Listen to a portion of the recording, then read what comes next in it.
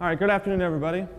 As Lena said, my name is Doug Litteken, and I'm an engineer in the Structural Engineering Division, which is right next door here in Building 13. I started at JSC about 5 years ago, and back then it was a very exciting time. The space shuttle program was ending, and we had a bright-eyed future going back to the moon and onto Mars. And I started looking around, and I saw a lot of cool projects. I saw lunar landers, lunar rovers, and some cool habitats. But there was something that I saw common in all of these things that kind of concerned me. Everything was the same. Everything was the same as it always had been. Nothing really seemed to change. Everyone was still building things out of metal. And yeah, I'm talking about aluminum and steel and titanium and metallic structures. And I know that the space program has been built on metallic structures. But we're trying to go beyond low Earth orbit. We're trying to go to places we've never been before. In order to do that, we have to do things that we've never been before. And so we need to do some other things. So I started to steer my career away from metals. I started looking at composites and fabric structures. And these are the things that we need to do. We need to innovate. We need to change. We need to get out of our comfort zone and try new things. So we need to try some things like inflatables. And so what is an inflatable structure? This beach ball, for example, is an inflatable structure. You've seen this before. You've seen a lot of other things similar to this, like rafts, air mattresses, party balloons. These are all considered inflatable structures. In essence, they're a mass of material, and then they get inflated, and they grow into a larger volume, and they occupy the space that they've been designed for. This beach ball, however, is considered a low-strength inflatable structure, much like all the other materials and inflatables that you see on Earth. What that means is it takes a low pressure to inflate this. And because of that low pressure, it has only one layer of material on it. This layer of material is both a gas barrier and a structural layer. Because it has a low pressure, it doesn't need a very high structural layer. But we all know from experience that these things are very fragile. They tend to break, they tend to pop, they tend to rip, and they're very dangerous. So if I say that I'm going to take this and I'm going to put it into space and I want you to live inside of it, you're probably not going to want to do it. But our space structures, our space balloons, if you will, are not like this.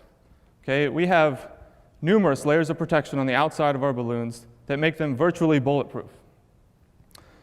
One of the other advantages of our space structures, just like this balloon, is that it can be compressed and compact. It can be fit into a small launch shroud, launched into space, and inflated to over 200% of its initial volume. Additionally, when we launch an inflatable structure, for the same cost that we can launch a metallic structure, we can get over 3 times the volume. That's the same price to launch a vehicle. Instead of a metallic structure, you can launch an inflatable and get 3 times the volume. And I want you to visualize this, because this is very important. So I have some friends in the second and third rows. If you guys can come up right now. We're going to do a little demonstration. I need 6 of you, so Ron and Doug, if you can come as well. Kelly? Yeah. So there's these marks on the ground. Mm-hmm. Everyone just stand on one of them. There should be 6 of them. There's one way over there, and there's one way back there. Kelly, you can do that one at the front. So what I've done here is I have 6 people, and I divided them up into 3 different crews. They're all going to Mars. Okay? The first crew over here on the left, they're standing in a triangle. Can you stand on this triangle? That's me. That's you. So the first crew here on the left, standing in this triangle. The space in between these 3 people represents the volume of a typical capsule design, something you've probably seen before. It's going to take us to Mars or take us to the moon. And this is the habitable volume that they have to work with on their journey to Mars. Now, this triangle over here, and these 3 crew members are also going to Mars, but they are living in an inflatable structure. This inflatable structure has, what you see here is just 3 times the volume, but it can be a lot more depending on the design. So you can see here, pretty obviously, which vehicle would you rather take to Mars? This one, you're right. All right, you guys can sit back down. Thank you.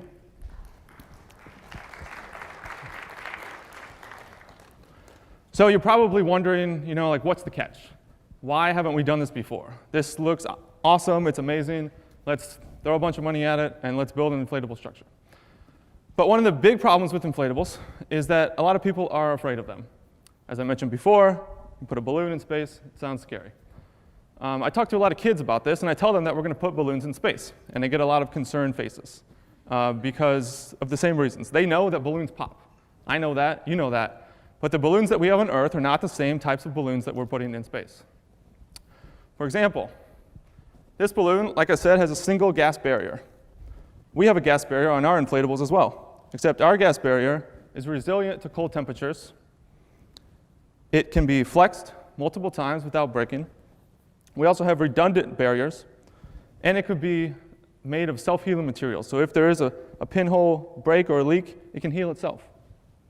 Now, outside of that gas barrier, there's also a main structural layer, because our inflatables are high-strength inflatables. They have a high pressure on the inside, thanks to the vacuum of space that's on the outside. So we have a big structural layer that's made of the same material that you make bulletproof vest out of. It is bulletproof, and it's strong, and it's very stiff. And those are the main two layers, structural layer, the gas barrier. But outside of that, we have a space environment that's very dangerous and very scary. And so we have a shell on the outside of those layers that helps us protects us from that space environment. For example, that shell has atomic oxygen protection, it's got thermal insulation, and it has multiple layers of micrometeorite orbital debris protection, or MMOD. MMOD is probably the biggest, or the scariest thing with inflatables. But the MMOD shield that we've created for our inflatable has outperformed the ISS MMOD shields in hypervelocity impact testing. So our inflatable balloon is actually better prepared for MMOD impacts than the current ISS metallic shields. So one of the other beauties of this structure and of inflatable structures is that they can be formed into a variety of different shapes. They can be used as a long-term transit vehicle to Mars. They can be used as a surface habitat on the moon or on Mars. This isn't the first time that we've thought about this. NASA first investigated inflatable structures back in 1961, 8 years before we went to the moon.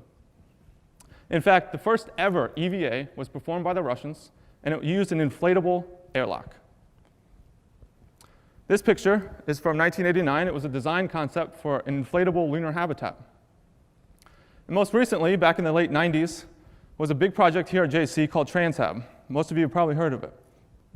TransHab was essentially the birth of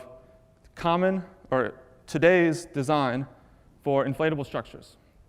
They invented a lot of new technology, mainly because they finally had the materials required to build these high-strength inflatables. One TransHab module was designed to fit in the payload bay of the space shuttle. It was intended to be berthed to the International Space Station, and it will provide 1,500 square feet of livable space in one module. That's about half the livable space of the entire space station. Now, after TransHab, the technology was taken and used by NASA to advance. It was also used by Bigelow Aerospace to work on inflatable structures. And this year, 2015, we will put the first inflatable module on the ISS. This new module, known as BEAM, will be a significant demonstration and advocacy towards the future use of inflatable structures. It will be the beginning of a new generation of space structures. So besides those uses, there are also a number of other potential applications for inflatables.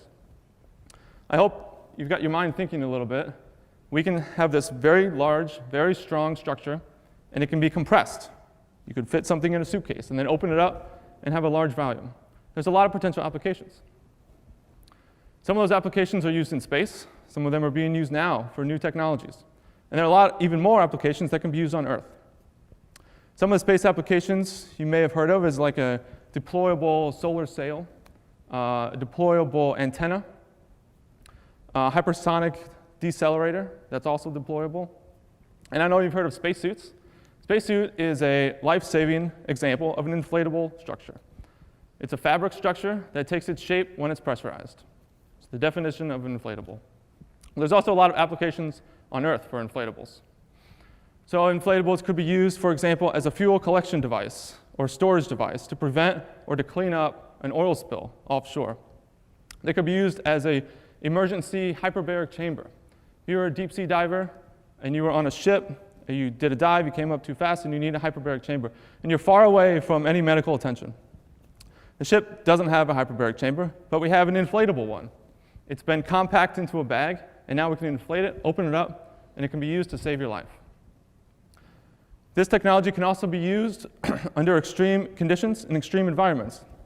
It could be used as a safety shelter in Antarctica. It could potentially be used as a shelter for firemen who are caught in a wildfire. It could also be used as a quick deployed shelter during a natural disaster. In fact, during Hurricane Sandy a few years ago, most of the New York City subway tunnels became flooded with water. This was a big problem for the city. And since then, the inflatable technology, the same type of structural layer, gas barrier that we use, that we've designed, has been used and commercialized to build what's called a tunnel plug for the New York City subway system. These devices, like I said, is a big mass of fabric. It's packed up into a nice, pretty package, and then when needed, it can be deployed, fill up, and plug a subway tunnel. This is an excellent commercialization use of inflatable technology. And these are just a few things that I know about. I'm hoping that you guys can think about some more and think about some future potential applications that we can use for inflatables. They truly can be a life-saving technology. So as I close today, this was a very brief overview, but I hope it got you thinking. And I want to reiterate the point that this is very important. You know, we want to explore. I want my kids to see Mars one day. And we can't get to Mars with metallic structures. We need to get out of our comfort zone. We need inflatables. Thank you.